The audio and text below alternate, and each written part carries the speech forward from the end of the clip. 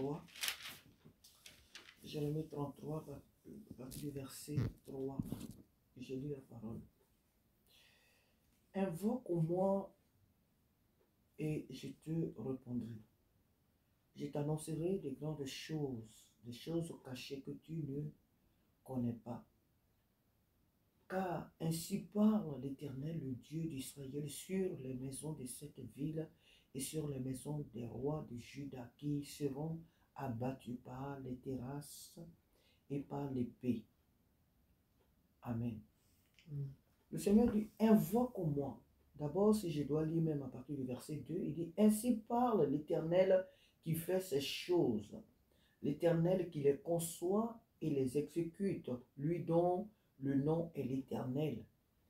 Invoque-moi et je te répondrai, je t'annoncerai des grandes choses, des choses cachées que tu ne connais pas. Car ainsi parle l'Éternel, le Dieu d'Israël, sur les maisons de cette ville et sur les maisons des rois de Juda qui seront abattus par les terrasses et par l'épée. Ce matin, Dieu nous interpelle et nous montre un code. Ce matin, Dieu nous montre un code. Le code de la réussite. Le code d'une réelle relation avec lui, Dieu. Le code d'une réelle intimité avec lui, Dieu. C'est ce code-là ce matin que Dieu nous montre en tant que son peuple, en tant que sa maison.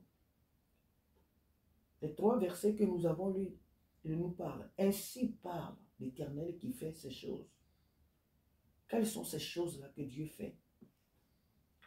Ici, il était question de la maison d'Israël. Promesse, nous dit le titre ici, promesse de restauration d'Israël. Promesse de la restauration d'Israël.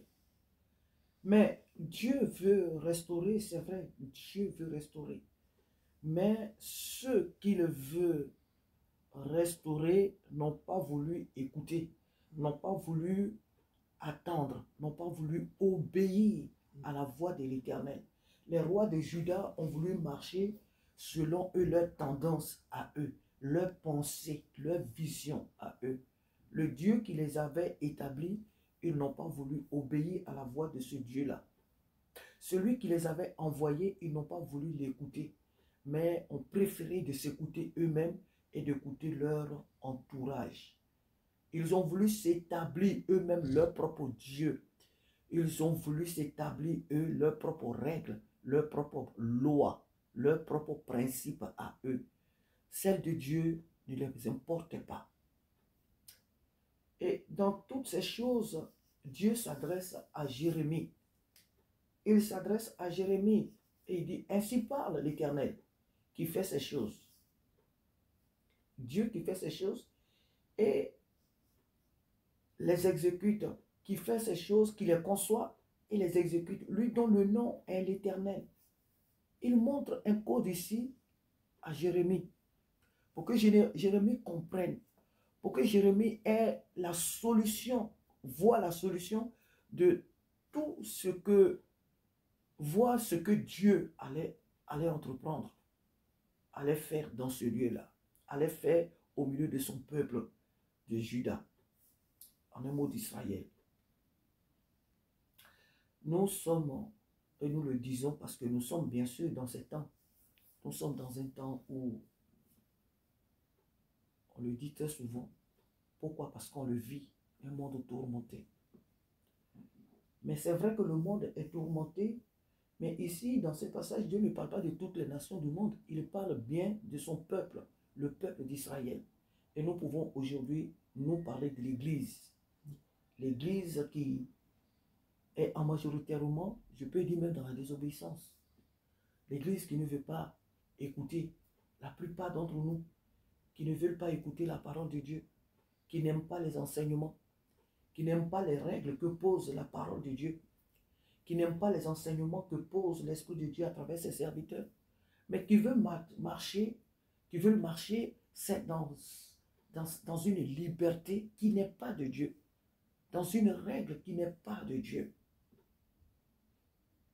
Et pour celui ou celle qui a les oreilles pour entendre la voix de Dieu, le Seigneur dit ceci.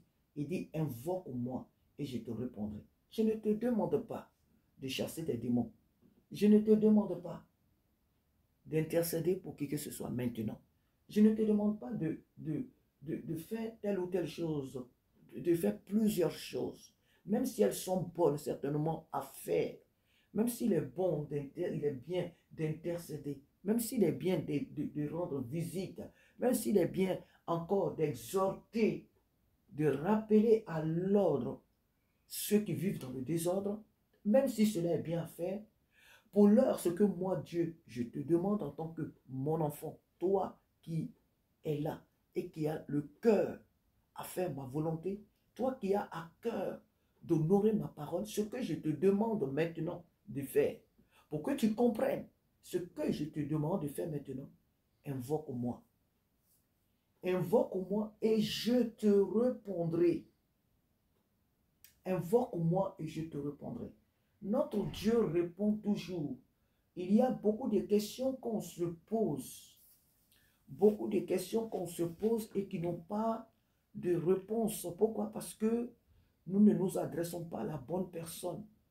Nous ne nous adressons pas à celui qui a les réponses à toutes nos questions, la solution à tous les problèmes que nous pouvons rencontrer. Souvent, on ne se tourne pas vers le meilleur ou la meilleure personne pour recevoir pour satisfaire nos attentes.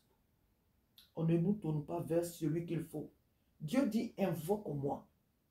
Même si tout ce que je viens de citer est bien, mais pour l'heure, ce que je te demande de faire, mon enfant, invoque-moi et je te répondrai.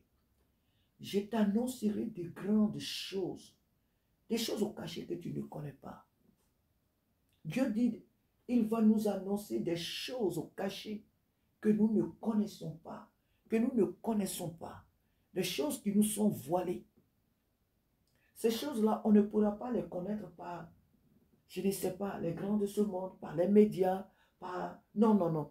Il dit, lui, ces choses-là se trouvent, lui, entre ses mains, se trouvent dans sa présence. C'est dans sa présence que ces choses-là que nous devons connaître, c'est là qu'elles se trouvent. Des choses qui nous sont nécessaires, qui nous sont vitales. Des choses qu'il faut au peuple de Dieu pour pouvoir plaire, pour pouvoir honorer, pour pouvoir marcher dignement comme des fils de Dieu. Ces choses-là, lui, Dieu, il les détient dans ses mains. Et pour les savoir, il faut être dans sa présence. Il dit, car ainsi parle l'Éternel, le Dieu d'Israël, sur les maisons de cette ville et sur les maisons des rois de Juda qui seront abattus par les terrasses et par l'épée. Au même moment où le Seigneur dit à Jérémie que il va lui annoncer des grandes choses, des choses cachées qu'il ne connaît pas, Dieu lui dit, voilà ce que je vais faire. Parce que les maisons de Juda, les maisons des rois de Juda seront détruites, leurs demeures seront détruites. Ce qui fait leur force, ce qui fait leur orgueil, ce qui fait leur fierté sera détruit. Les palais dans lesquels ils sont et ils ne veulent pas m'écouter là. L'or et l'argent qu'ils ont et ils ne veulent pas m'écouter. Moi, Dieu, je vais détruire. Je vais détruire tout ce qui fait leur fierté. Toi, invoque-moi et je te répondrai. Au milieu de tout de ce désastre qui va arriver, au milieu de tous ces problèmes qui vont arriver, toi, Jérémie, invoque-moi et je te répondrai. Je t'annoncerai des grandes choses, des choses cachées que tu ne connais pas. Dieu veut ce matin que nous l'invoquons. Dieu veut ce matin que nous soyons une maison qu'il invoque, un peuple qu'il invoque, une nation qu'il invoque, une église qu'il invoque. Dieu veut ce matin que nous soyons de ceux-là qu'il invoque afin qu'il nous réponde. Car Dieu répond toujours ceux qu'il invoque. Dieu répond toujours aux besoins de ceux qui le placent en première position, de ceux qui s'intéressent toujours, de ceux qui portent toujours les regards sur lui, Dieu, ses intérêts. Premièrement, et la Bible dit d'ailleurs Cherchez premièrement le royaume des cieux et sa justice, et toutes choses vous seront données par-dessus. Dieu veut ce matin que nous l'invoquons. Que là, l'heure à laquelle l'Église se trouve, l'heure à laquelle nous nous trouvons, ce que Dieu demande à son peuple, c'est de l'invoquer, afin qu'il révèle les choses qui nous sont cachées. Est-ce les choses qui sont à venir? Est-ce que les choses qui se passent maintenant que nous ne savons pas? Dieu seul a la clé dans ses mains. Il nous demande tout simplement de l'invoquer afin qu'il nous annonce. Parce que personne ne peut venir dans la présence de Dieu comme Dieu le désire et va repartir sans avoir entendu la voix de Dieu. Tu ne peux pas aller chez quelqu'un et puis la personne, elle est là, mais elle ne te parle pas, c'est qu'il y a un problème. Tu vas chez quelqu'un, elle ne te donne pas à boire, elle ne te reçoit pas comme convenablement, c'est qu'il y a un problème. Notre Dieu est un Dieu Père. Il s'appelle Abba Père. C'est notre Père. Lorsque nous entrons dans sa demeure, il nous attend avec joie. Il nous attend avec même fierté. Dieu a aussi soif de nous recevoir, de nous voir dans sa présence. Alors quand nous venons dans sa présence, comme un bon Père, il prend soin de nous enseigner. Il prend soin de nous instruire. Il prend soin de nous montrer des choses que nous ne connaissons pas. Parce qu'en réalité, il y a beaucoup de choses que nous ne savons pas. Et Dieu, son désir est que l'Église, ces enfants que nous sommes, nous soyons un peuple averti. Que nous ne soyons pas dans un bon, il se pourrait que peut-être non. Dieu veut que nous soyons lucides. Dieu veut que nous soyons intelligents. Dieu veut que nous sachions ce qui se passe maintenant dans ce monde. Ici, les rois de Juda peuvent aussi représenter les hommes de ce monde qui ont placé leur confiance dans tout ce qu'ils croient réaliser, tout ce qu'ils sont en train de faire actuellement. Ils font des routes, ils construisent des immeubles, ils font toutes sortes de choses et leur confiance se trouve dans ce que leurs mains réalisent, oubliant que l'intelligence qu'ils ont leur est venue de Dieu. Et tout ce qu'ils sont en train de faire, ils ne veulent pas entendre parler de Jésus. Ils ne veulent pas entendre parler de Dieu. Alors Jésus va dire dans les évangiles, il ne restera ici, pierre sur pierre, qui ne soit renversé. Les choses sur lesquelles ils ont bâti leur confiance seront détruites. Les choses sur lesquelles certains chrétiens ont bâti leur confiance et ils ne veulent pas honorer la parole de Dieu. Ils ne veulent pas obéir à la parole de Dieu. Ce qui fait leur force sera détruit. Ce qui fait leur joie sera détruit. Ce en quoi ils ont placé leur confiance et ils viennent dans la maison de Dieu pour distraire les véritables enfants de Dieu sera détruit. Beaucoup sont rentrés dans l'occultisme, croyant qu'à travers ces choses, ils peuvent associer ces choses-là à la parole de Dieu. Et Dieu dit qu'il va détruire tout ce qui fait leur force. Ici, les rois d'Israël, les rois de Juda, avaient bâti leur confiance dans ce qu'eux ils possédaient. Dieu dit que leur demeure sera détruite. Si l'homme bâtit sans Dieu, ce sur quoi il bâtit, ce avec quoi il bâtit, sera tout simplement renversé. Dieu désire ce matin que nous l'invoquons, que nous l'écoutons, afin que lui, dans son amour immense, il nous révèle les choses cachées. Parce que Dieu veut que nous soyons des chrétiens qui voient, qui entendent sa voix. Dieu veut que nous soyons d'abord avertis et au courant. Que nous ne soyons pas les seuls que le monde annonce, que le monde parle, que le monde annonce des choses. Le monde annonce que des mensonges. Le monde annonce que la contradiction. L'Église, c'est-elle par le Saint-Esprit, c'est l'Église qui détient la vérité. Et donc, voilà ce que Dieu désire. Je t'annoncerai des grandes choses, des choses cachées que tu ne connais pas. Il y a beaucoup de choses qui nous sont encore cachées, que Dieu veut que nous sachions en tant que son peuple. Restons dans la présence de Dieu et Dieu nous révélera des choses cachées. Soyons dans la présence de Dieu, invoquons Dieu, apprenons à invoquer Dieu, à invoquer Dieu.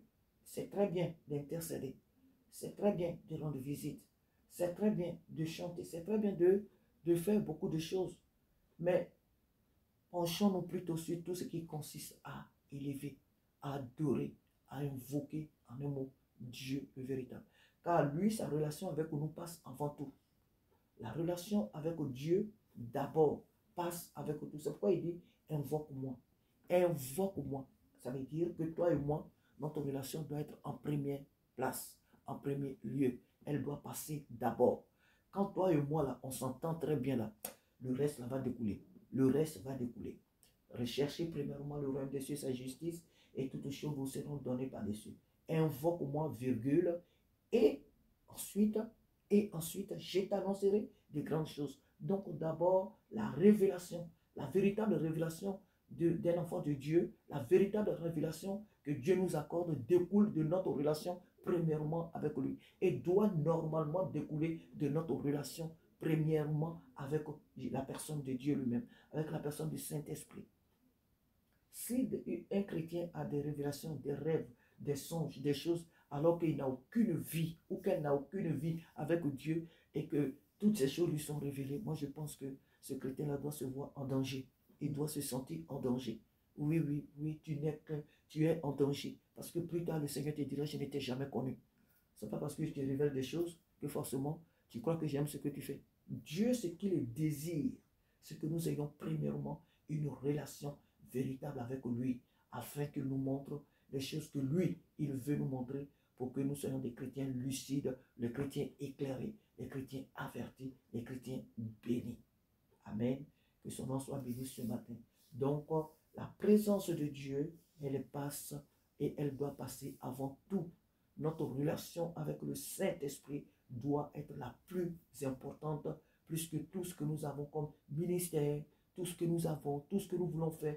Nous devons accorder beaucoup plus d'importance à notre intimité avec le Saint-Esprit avant toute chose. Car tout ce qui est dans ce monde, tout ce sur quoi les rebelles ont bâti leur confiance, leur espoir, sera détruit, sera anéanti par la main de l'Éternel. Que Dieu soit béni. Amen. Notre relation passe avant toute chose est le thème de ce message ce matin. Que Dieu nous bénisse et qu'il bénisse notre journée. Amen. Amen. Alléluia.